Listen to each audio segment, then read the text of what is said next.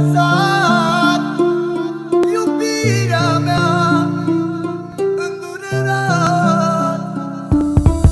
La afară e frig și totul s-a sfârșit de când m-ai părăsit. Iar afară e frig și totul s-a sfârșit de când m-ai părăsit.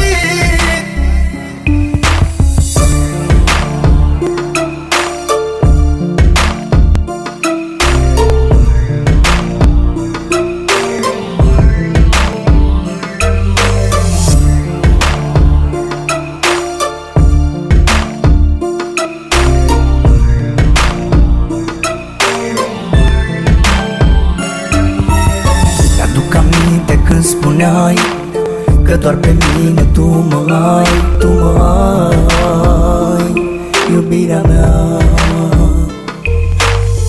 Acum tot ai spulberat, de lângă mine ai plecat. De ce ai plecat și m-ai lăsat?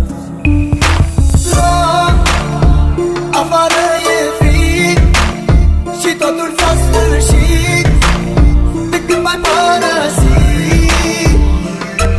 Iar afară e frig și totul s-a sfârșit de când m-ai părăsit.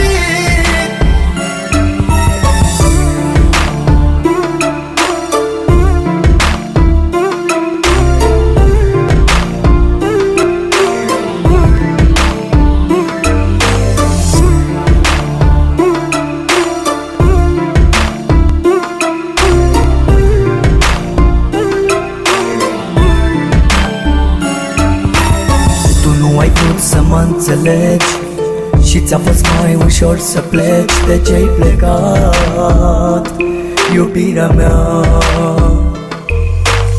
Totul-i pustiu în jurul meu, iar eu văd numai chipul tău. De ce ai plecat, iubirea mea?